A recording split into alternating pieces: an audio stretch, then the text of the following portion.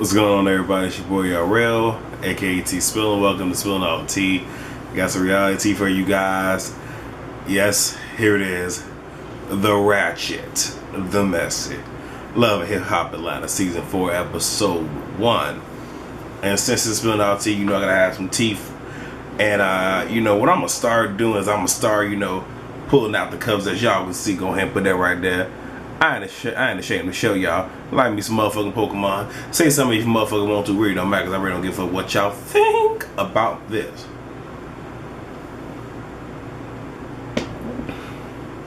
Try to start bringing the cups in. I mean, since it is spilling the tea, all the tea. I'm sorry, spilling all the tea. I gotta put that all up in there. Hit the vape.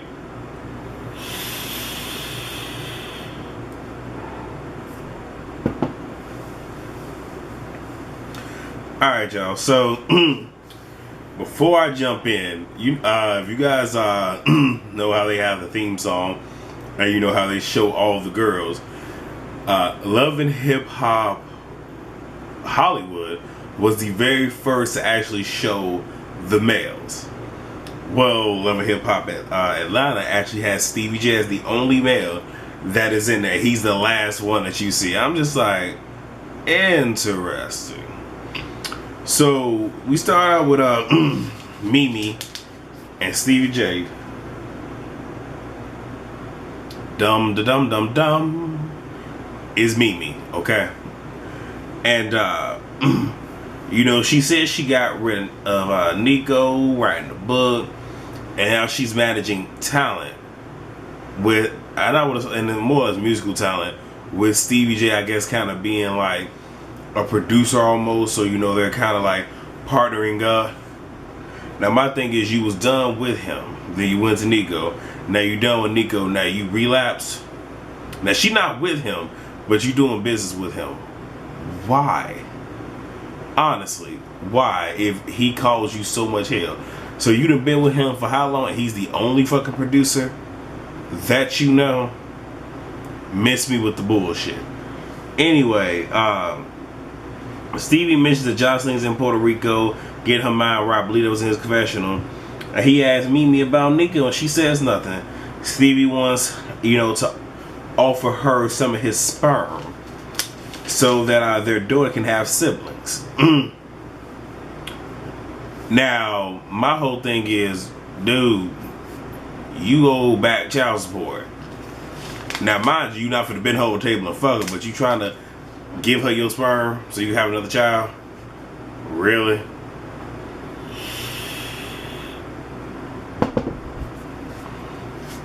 Don't forget about your wife. How she went and, was clocking motherfuckers on the damn reunion. Should get your ass too. So, Stevie says he wants to blend the families. He wants him and Mimi to be able to agree on things. She says the problem is your wife. She needs counseling. Stevie wants Jocelyn, Mimi, and him to, pretty much have a sit down. We'll see how the fuck that shit go. So now we get to this girl named Jessica Dime, but they call her Jessica Dime Piece. Whatever.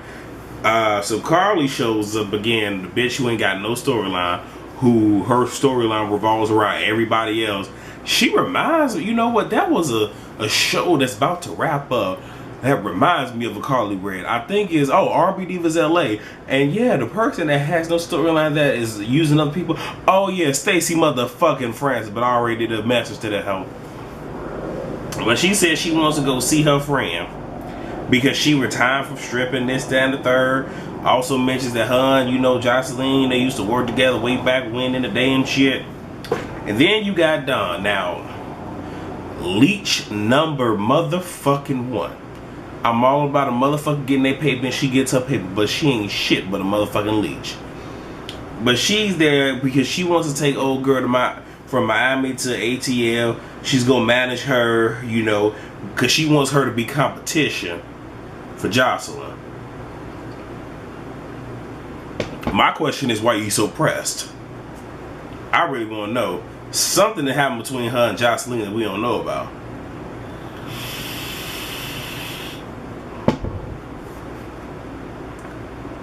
But whatever. And old girl said, she been at the strip club, stripping for 5 years. 2 years ago, she was signed to Flow Rider. The shit didn't work out. So now, you know, she want to get back on her grind and shit. You know, Carly says ATL is the place for new talent. If it's the place for new talent, why your motherfucking career ain't popped off? Don't worry, I'll wait. Actually, somebody else can chime in. I'll wait. Anyway, and mentions, oh, your girl Jocelyn is there. And, you know, she identifies Jocelyn as Chanela Bendecourt. I was like, brr? Interesting fucking name. Whatever. And she says, you know, they were the best of friends, but I guess Jocelyn not answering phone calls and shit, being distant. Who cares? Don tells her, I can get you $30,000 a week because you know you got talent. $30,000 a week doing what? Alright. All I'm gonna say is this, Jazz, you might want to watch out. Because I believe that Don has something to do with Nico getting Mimi on that motherfucking sex tape. She might try to pimp your ass out too. You better be careful. Okay? Be not deceived. God is not mocked. You gotta watch. You gotta do it. So now we got Erica. She had Mama D's performance and shit. Erica tells her that, you know, excuse me, y'all, my foot itching and shit. She says, you know, Scrappy ain't paying child support. Mama D feels that the Bambi may have something to do with this. And Erica says, you know, she's made it too easy for Scrappy and she needs him, you know, she may have to take legal action. And I'm glad she said that she made it too easy. I'm gonna let y'all know again, someone will allow what you allow. So if you allow them to just, you know, like slide on through, most of them not finna step up to the plate because you allowed it. You enabled them. Or as she said, made it too easy. You can't make it too easy. You can't do that.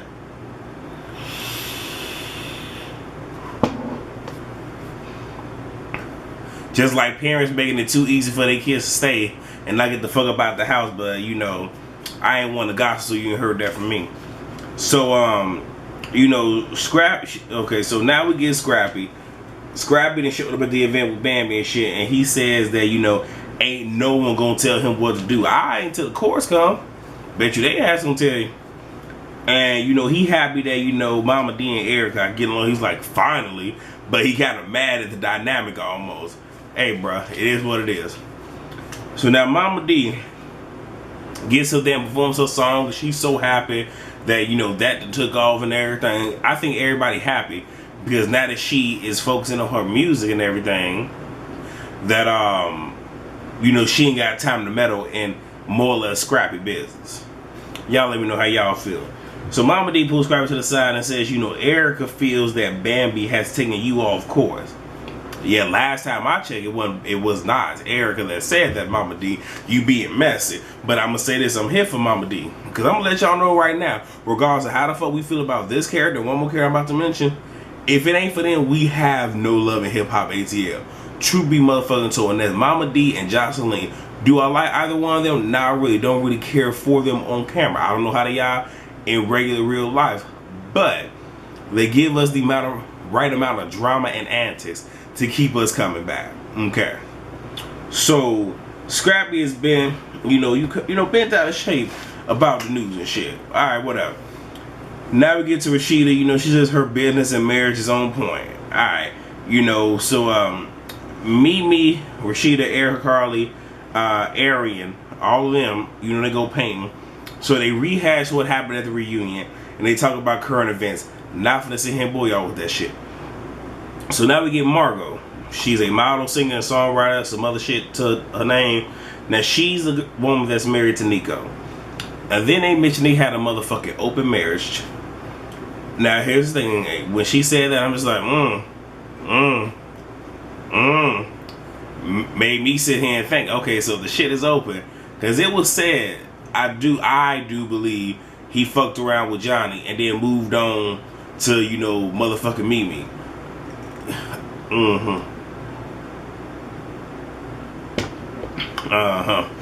So she says the sex tape was the final straw for her.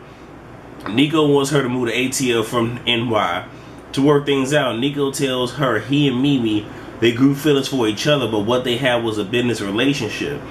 And Mimi asks, you know, if he planned this, the sex tape. He was, you know, he paused for me. He's like, yeah. And that is right there. But we already knew. And her whole thing is, you know, she got upset because he told her the same exact story that he done told everybody else when he could have just came and helped with the fucking truth of shit.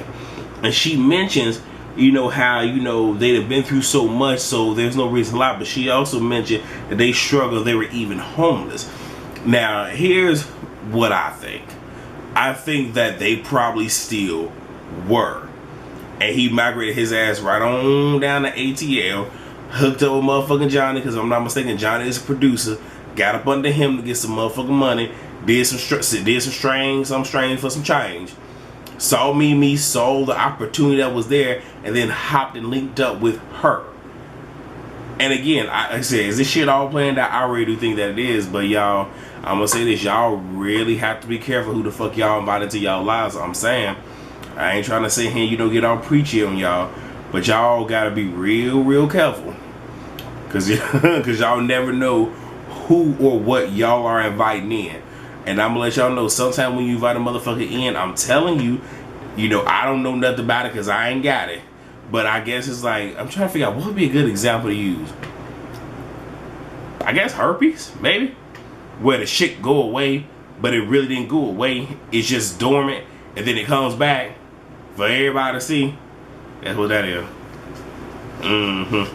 So now we get Mimi and Stevie. So Rashida calling Mimi to include Stevie at her artist's showcase, because, you know, in the very beginning we saw the girl, I think her name was Tiffany Fox, some shit like that, and Stevie wasn't impressed, so they wanted to use the showcase to kind of impress him so he would be on board to be a producer and shit. So Stevie said he been waiting for like 45 minutes, the show hasn't started. Stevie is drunk and showing his ass doing the absolute motherfucking most, and embarrasses our fucking Mimi. That's it, that's all. Move on to motherfucking Kirk.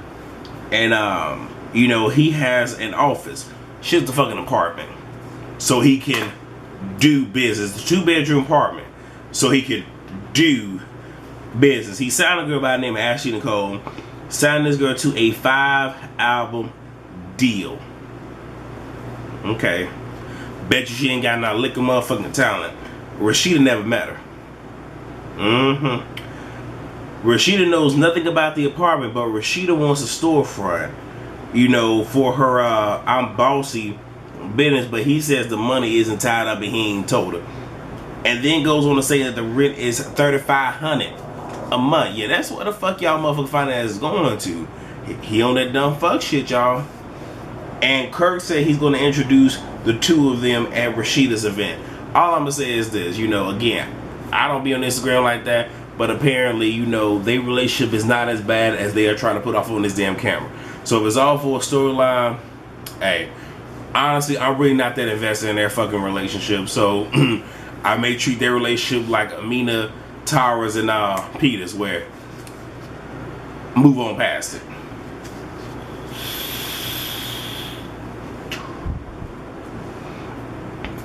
So Mimi is at a photo shoot, you know, for her book that she's trying to put out. And Dawn, you know, she is a booking agent, is there to make sure that everything is, you know, going to run smoothly. Okay, so you still working with this motherfucking leech. Okay. What you doing? So in walks Nico. His shit that got me, Dawn did not look bothered at all. Didn't look shocked, didn't look shit. You know, she tried to do it, but no, you wasn't bothered. And of course he found out about it. She told him.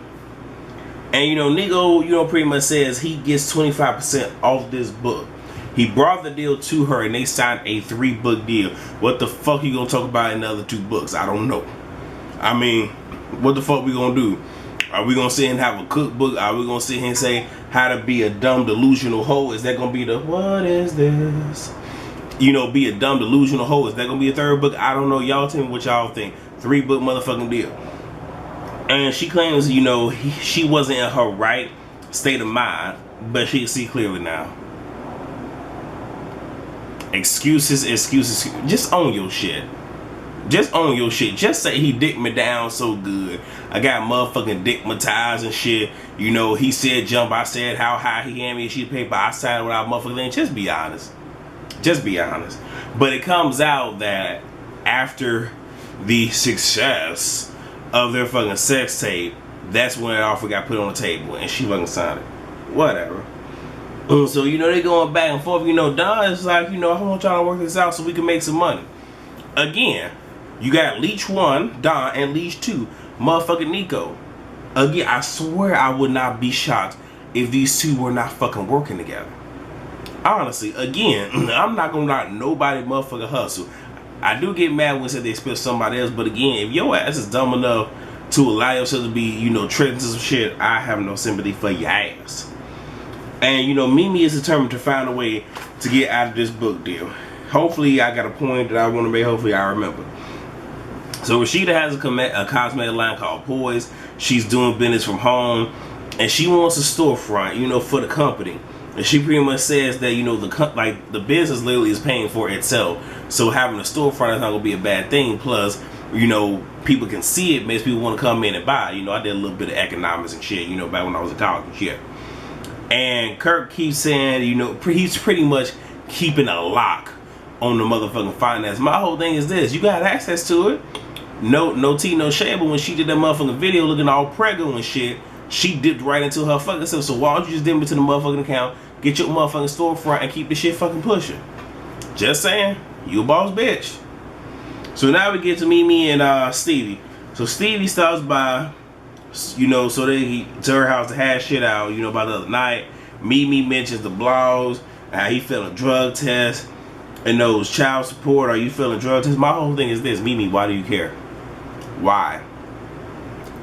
Unless you want them. You wouldn't be that invested in a motherfucker that you don't want. He says he probably feel 1 or 2, you know, and she feels that he's been spiraling out of control and thinks Jocelyn is the reason, you know, that this is happening. She got something to do with it. She asks, where is she at? Why the fuck do you care about Jocelyn? Again, this is one of those where, real talk, truth be told, she ain't got no motherfucking story like outside of motherfucking Nico, so she's trying to sit here and make herself relevant. Better, I'm fucking saying before I forget. You try to make yourself relevant. Jocelyn ain't been on this whole motherfucking episode, but that's all everybody, to include myself, is fucking talking about. Jocelyn on here, she don't need your ass to be a story. Honestly, she don't even fucking need Stevie to be a motherfucking storyline. She could just be her damn self and command all the fucking attention. Any fucking way. Mimi tells Stevie about Nico. Stevie says he not gonna let him eat off her no more. And then he goes to Hamlet because she talking about, so, you know, I didn't want to tell you yes the fuck you did. Don't sit here and lie. We ain't stupid. We ain't stupid. So now we get Stevie and Nico. Before I say this,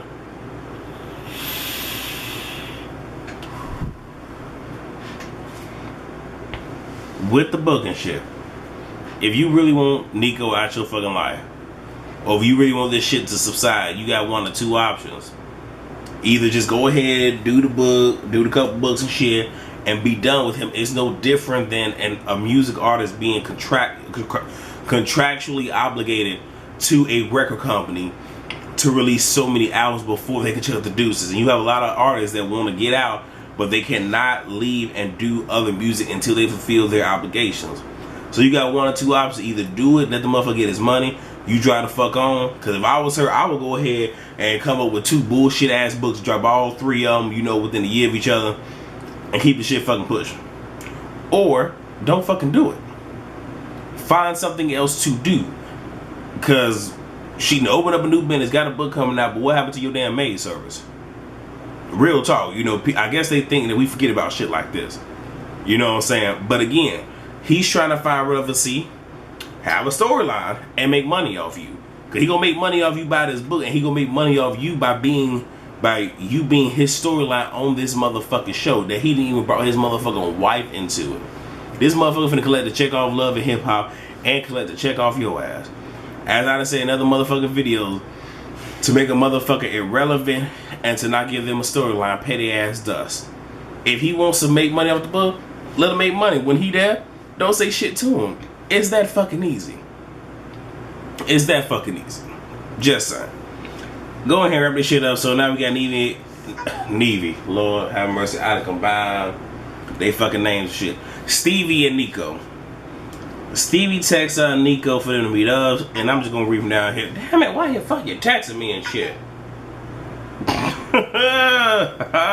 So Stevie tells him, "You would never eat off Mimi or my daughter again." Nico pretty much wants $2 million to, you know, buy the contract. Nico says there's nothing personal between, you know, him and Stevie or him and Mimi, but she signed a contract and he owns her 25% of her. That's some strong words talking about you own somebody, man. It's just those strong motherfucking words. And he says since he owes child support, he want to help him out, you know, that says that, you know, he has the manuscript, he could just release the book himself. If that's the case, you would already release that shit, dude. Who the fuck you fooling? Not nobody. So Stevie says in his confessional, there's things about Nico that he knows that no one else knows. I have an idea what it could be. Up in the closet. But he says that, you know, his wife will never appreciate him after he does what he has to do, not making threats, making promises, and the street's not gonna respect him and tells him it's a promise. And your wife gonna be with me after this. Nigga, you got a motherfucking wife. You can't be talking shit like that on camera. Despite the fact Mona was probably feeding y'all these motherfucking lines, they probably had to rehearse this script a couple times. I don't fucking know. And you know, he says if you put the book out, you gonna force my hand. And Nico said, your daughter go eat from this book. Here's the thing. Even though Stevie mentioned his daughter initially, again, bring kids into shit, not a good look. But at the same exact time, like I said, if Stevie paid his ass no motherfucking mind, would have a problem here. But he brought it up. Stevie said, never mention his daughter. Nico says he put Mimi in a position to take care of her and her daughter. And then Stevie charged him like he about to tackle him some shit where he could have ran up and just, you know, just like bop. I don't fucking know. But you know, y'all, that was my review for the first episode.